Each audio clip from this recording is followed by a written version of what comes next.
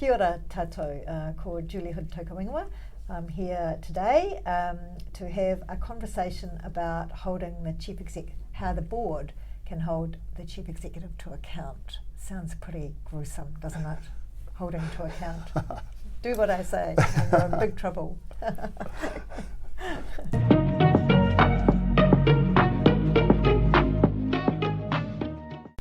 Hi, welcome to Governance Bites. My name is Mark Benicevic, and as you just heard, I had the pleasure again to spend time with Julie Hood. Julie, thank you very much for your time. I have a conversation today about holding the CEO to account, a real focus recently in sports governance. So in your view, what does it mean for the board to hold the CEO to account in the sports context? Yes. Well, it doesn't sound as gruesome as it sounds like, but it can do if you're the chief executive. It basically means that if the board has thought through all of the requirements it has of the chief executive and documented that well, then it has a framework, typically in policy, to be able to hold the chief executive account for performance. Mm-hmm. And typically performance is progress towards the organisation's strategic direction, the outcomes it wishes to achieve, and compliance with policy. And wrapped up in policy is compliance with all of the laws and legislations, the way the board wishes to engage with the chief executive, management team, anything the board wishes the chief executive to do, either on its behalf or in his or her role. If they've documented it properly, then they've got a way of making sure that the chief executive is working in a way that is not going to embarrass the organisation, run it into the ground financially, get offside with the stakeholders, and importantly, the chief executive has a nice time in their role. Yes. Because the relationships between the board and the chief executive are high trust with some oversight, and the freedom for the chief executive to innovate and deliver, so long as the limitations are set well, then the freedom to do the best job that they can. So that's what I think holding to account is. What it isn't is calling out the chief executive every time they're in the boardroom in a way that's hypercritical, diving into unnecessary detail, trying to do their job for them, disrupting the chief executive, not having a culture of openness and trust. So, and the two can happen almost at the same time sometimes. Right. So it's really important for the board to get that right, and for the chief executive to understand what it means, so that they're not feeling hamstrung or threatened, and the board isn't overreaching its obligations and role. Right. Yeah. I can see as a CEO you kind of want this as well, right? Because you want to know what the expectations are to deliver to.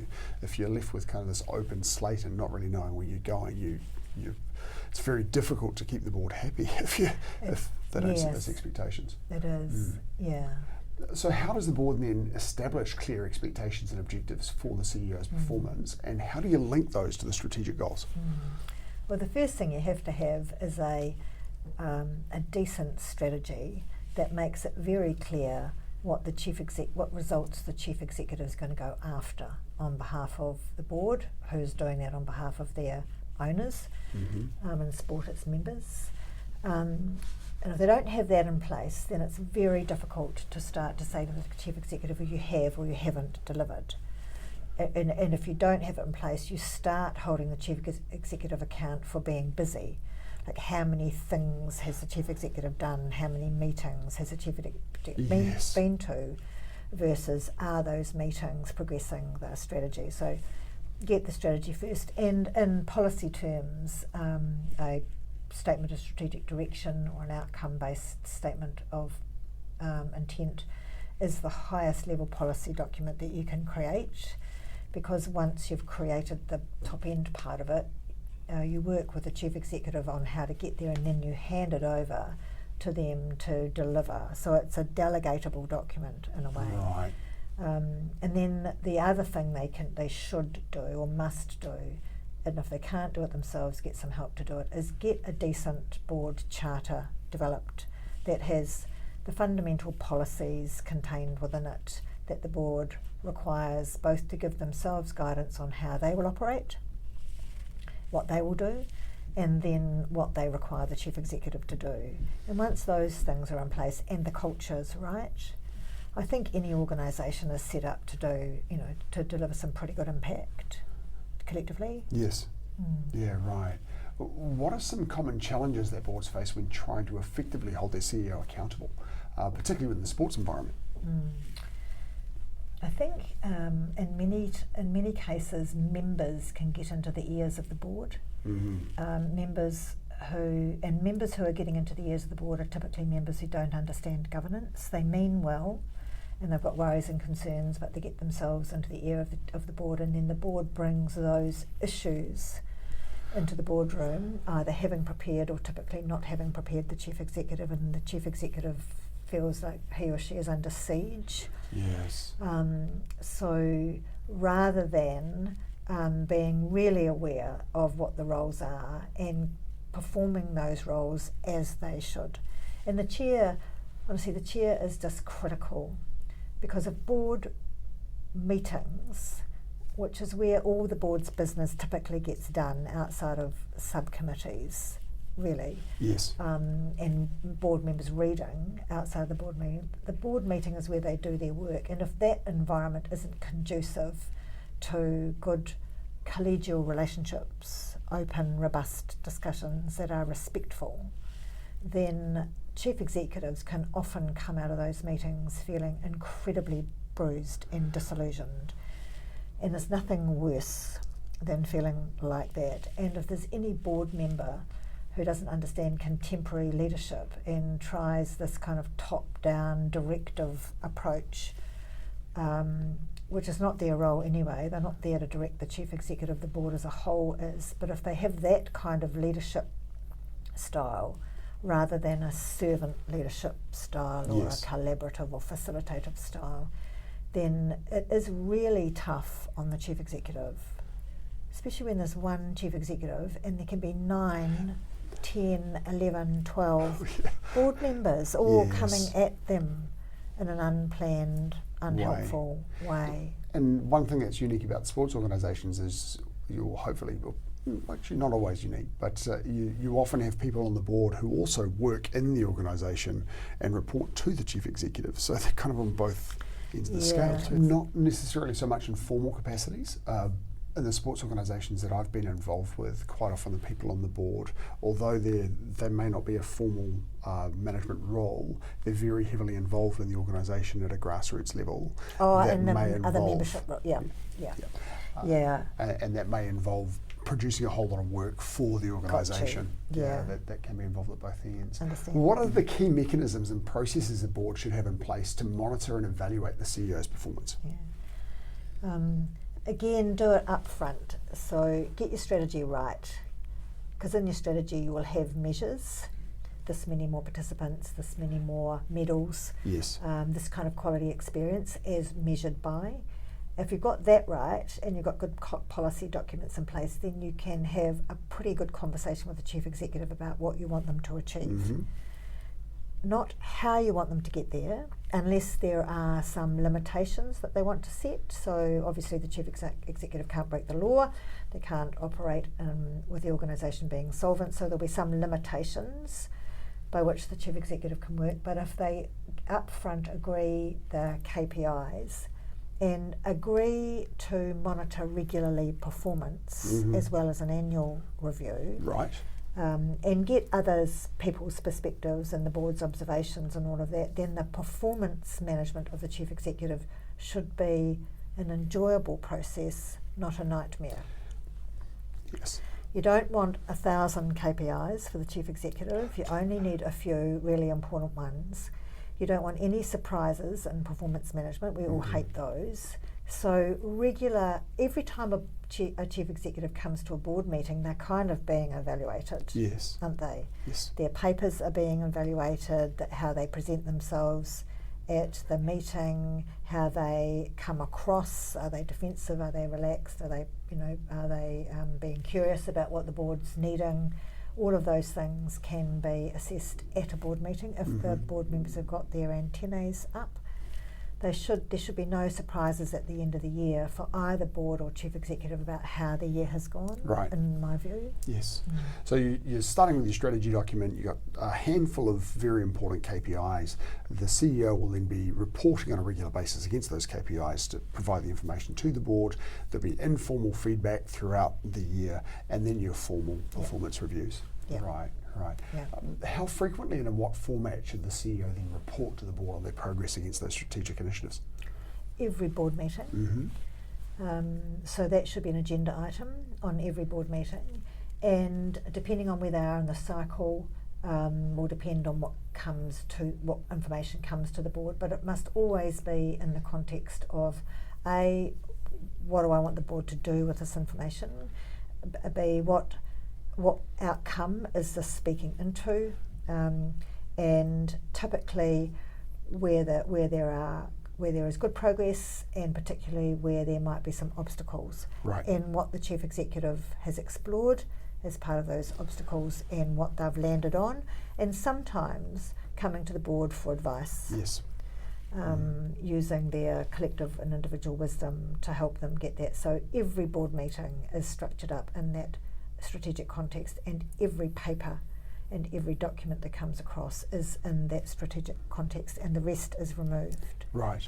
Yeah. You'll also have financial reporting and some operational reporting. Yes, you do. Yep. So at a high level, the financial dashboard, ideally. Yes. So how are we tracking against the previously agreed Budget. and criteria that the board wants to manage in terms of financial position, reserves, cash flow, profit and loss balance sheet, all of that kind of stuff, any other metrics, risk, not the risk register all the way down to the last paper cut, Yes. but what are the top 2 or 3 risks that the chief executive's worried about or monitoring. And then I would always tend to put something in around stakeholder engagement. So how is that progressing? What's coming up for the board to be mindful of? And anything else that's kind of relevant to policy if it's at variance of it. Right. And what would be the right sort of cadence for board meetings for a sports organisation? It does vary. I think maybe every 6 weeks, I'm guessing, but I think about every 6 weeks. 2 months would be a wee bit far out, I think. Yes. That's only 6 board meetings a year, so I think 6 weekly. Monthly's hard because I was a chief executive in a prior life. You've only just finished, because chief executives typically spend time and thought putting those board papers together, and it's a mission Yes. to do it, especially if they're a large organisation and they've got reports from everybody else to pull together, and they've got subcommittee meetings going on. You can spend 2 out of the 4 weeks either preparing for or recovering from board meetings. Yes. So 6 weeks, I think, is quite Gives you a nice. bit more time to do some work in the middle. Gives you a month to do some work before you Yeah. prepare for the next one. So I think every 6 weeks is good, and not a whole day. Right. Not a whole day. No, I don't think it's necessary to do a whole day if you're well organised. Right, yes.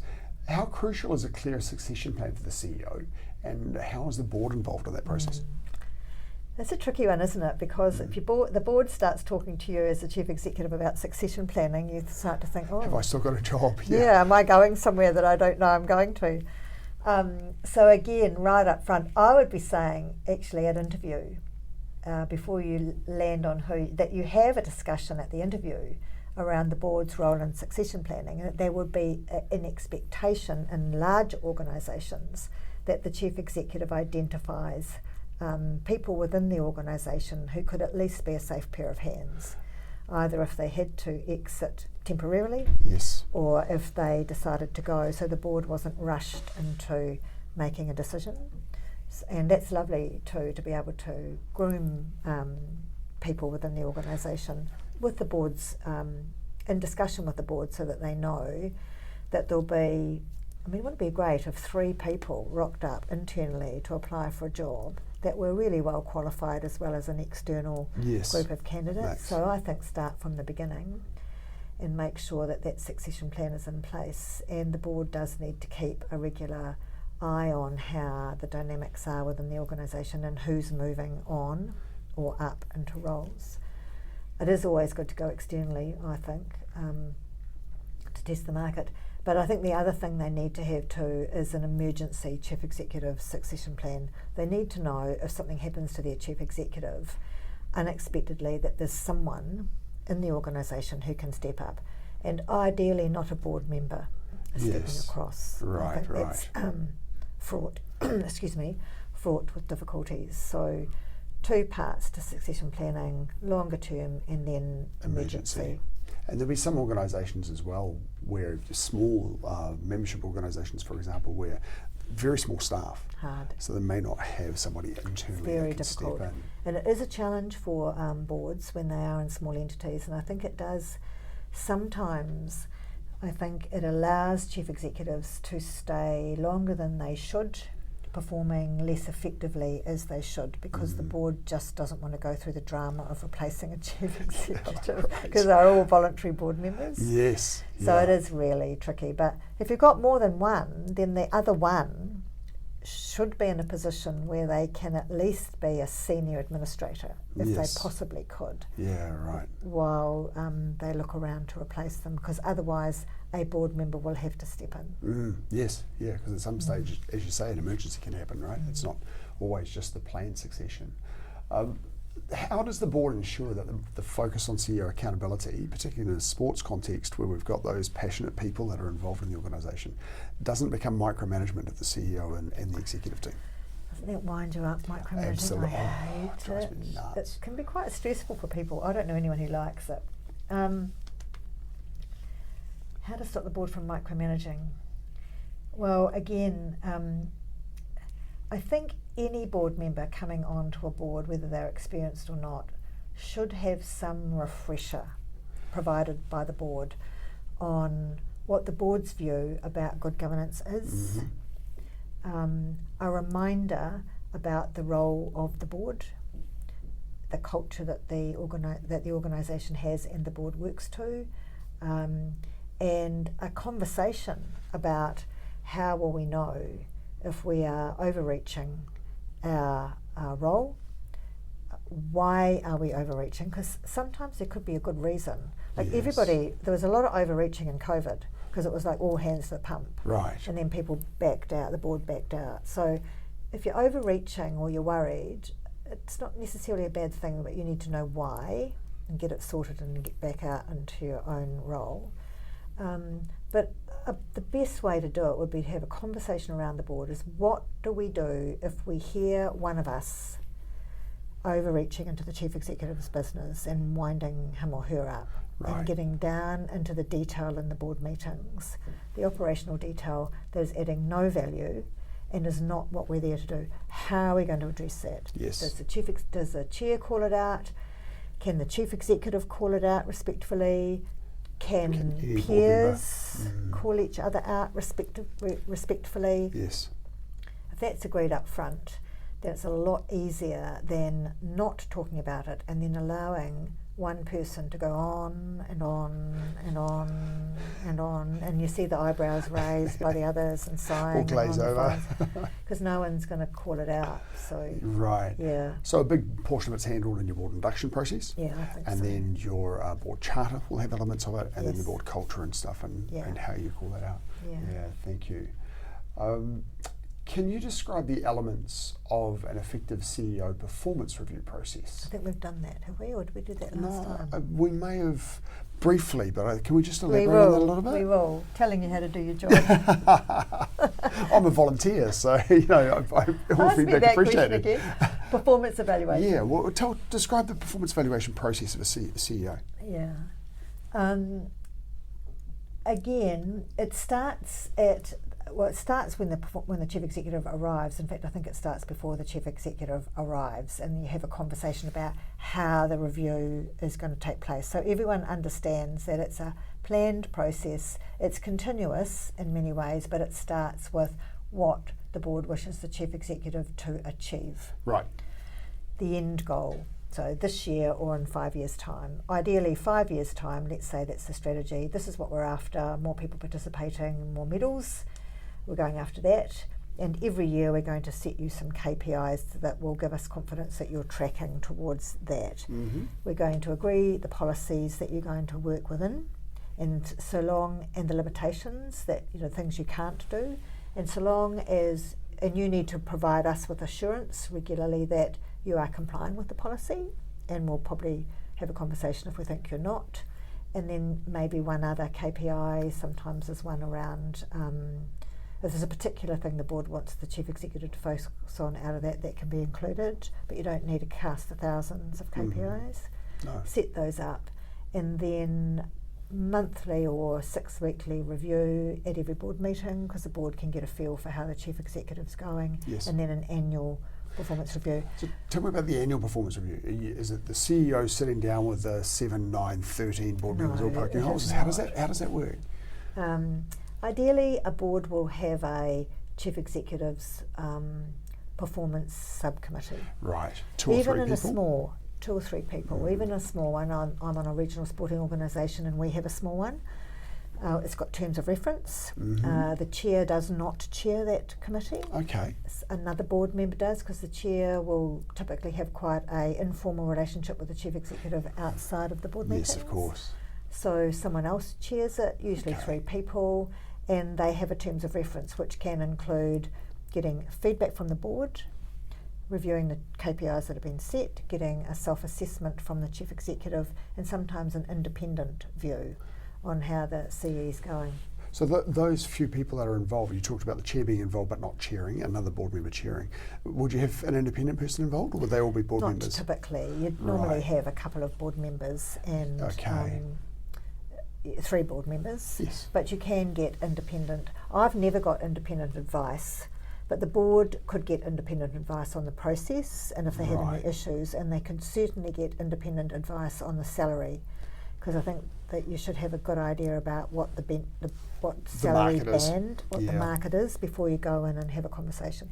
And then the chief executive does a self-assessment. Yes. This is how I reckon I've gone. Do you do 360, asking the management team as well? Can do, yes.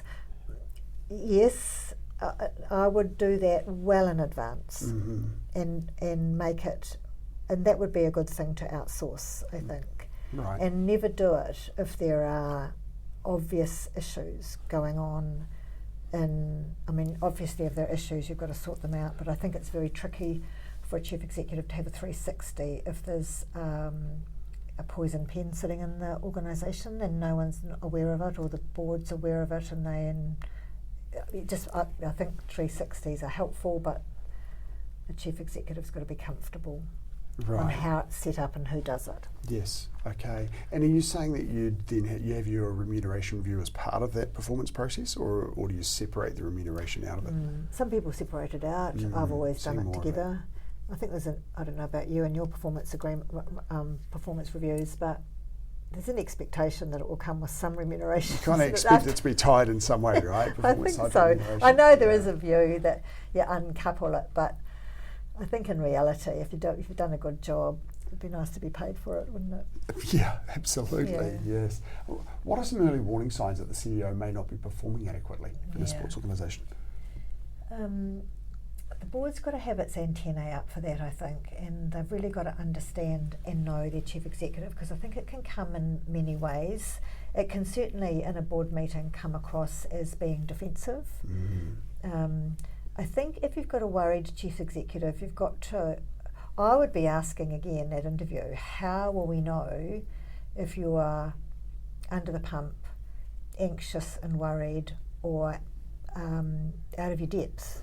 Because none of those mean we're going to get fired, but it will give us an idea about how we can find out if you are, what are your symptoms? Yes. Because my symptoms will be different from yours if you're anxious or stressed or worried or out of your depth, and not many chief executives would say I'm out of my depth, would they? So I think again it's got to be a well-formed discussion so that you know how your chief executive looks. But warning signs, the papers are late, they're in a muddle, you're starting to hear things around the traps that you haven't heard before, either from stakeholders that you respect who might be worried, or staff members Yes. that might be worried, and then it's time to act quickly. And if you're having if the chair is having a good relationship, a regular meeting with the chief executive, then that should really be on the agenda. Right. How are you tracking? What are you worried about? Anything happening in your private life that we need to be able to accommodate that's going to impact on your day job? Are you taking your holidays? Are you working on your holidays? Do you take the phone with you? Are you on 24/7? Those kinds of questions. And that's where I would get some advice if I was worried, because it's got to be handled sensitively. It's a hard, lonely job being a chief executive, and I think the boards often underestimate the size of the role and the size of the relentless challenges, especially in sport. Right. The federated structures are highly political, highly stressful jobs, full on all the time, and it's not 40 hours a week. No. So if they've got to engage internationally, they're often in meetings at night or early in the morning. They're often holding board meetings in the evenings or the weekends, not always, but often, AGMs, stakeholder meetings. It's a really tough gig. Absolutely. Yeah, when you've got a board that's full of volunteers who all have their own day jobs, that you tend to have your board meetings on the weekend, so you're eating up a lot of that. Yeah, it's hard, and it's a good question, because I think boards should be really mindful of it. Yeah, okay. A final question for you. What governance advice would you give to a new director? Do your due diligence before you accept a role. So make sure you understand why you want to be on a board, and make sure that it's the right board. And if you've got any concerns about the board's competence, don't go near it if that's been confirmed. And so pick the board that's right, do your homework on it, and then take as much time as you need to learn about the organisation, its environment, how it operates, complete the induction, do all the training, turn up prepared, don't talk all the time, ask good questions, go to the other events that are on, not all of them, but at least some of them, and have time. Right. There's quite a lot, I think, to consider before you take on a board role, and don't take it on just because it's going to make your CV look good. And have the skills and competencies they're looking for, so that it's nothing. I don't think there are many board members that want to sit around a boardroom feeling at the end of it that they haven't made a contribution or added any value. So what is it that you can bring to the boardroom table that will add value to the board and have you feel as though you've done a good job at the end? Particularly in a sports organisation where quite often the board roles are pro bono. Yeah, so they are. Most of them are. Yeah. And if you're on a committee or two, then you need to have time to do it. And the chair needs to have a heck of a lot more time, 2 or 3 times the time that a board member will have. Yes. Particularly in rocky times, if the chief executive leaves or there's problems, then it can become a full-time job. Yeah. Absolutely. Julie, again, thank you very much for your time and sharing your expertise. Hopefully we can get another chat in soon, and we'll see you next episode. Thank you. Thank you for watching this episode of Governance Bites. We have more episodes on YouTube and your favourite podcast channel, where I interview directors and experts on various topics relating to boards of directors and governance. We'd love to see you back, and please like, subscribe, and share the videos and podcasts.